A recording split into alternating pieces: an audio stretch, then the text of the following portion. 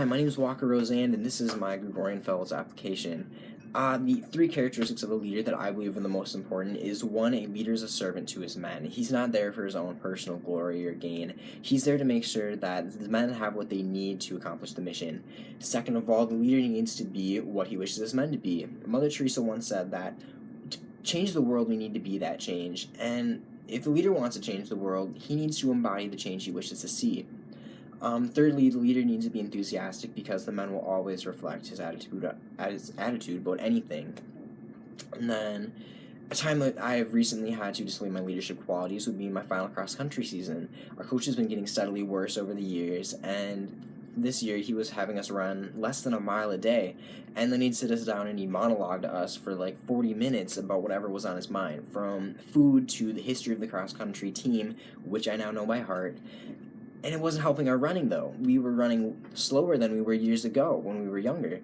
And so we were all disappointed, and I decided, even though I wasn't the captain, that I was going to start running more every day and that other guys could join me if they wanted to. So I came to the team and I told them, and they were all very excited. And so we started running at least 4 miles a day. And after 2 weeks of doing this, we actually had a meet in which every single person on the team PB'd.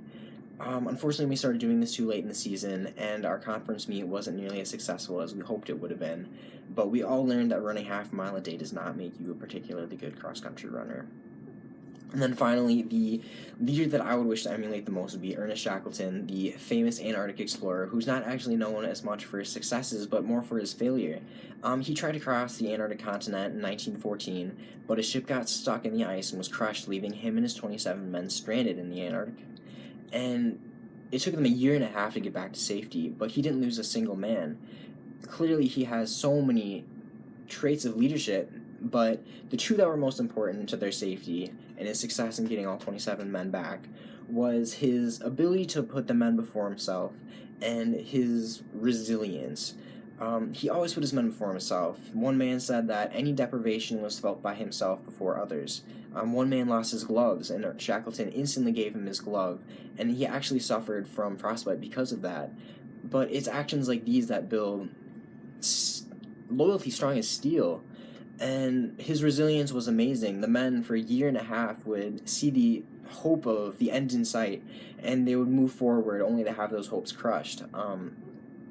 This would be enough to destroy any man's will to move forward and just curl up and die. But Shackleton's utter resilience, his iron will, kept the men going and actually is what got them to survive. So I want to thank you for this opportunity to apply to the Gregorian Fellows Program. I can't wait to get the results back, and I hope you all have a wonderful and Merry Christmas season. Thank you. Bye.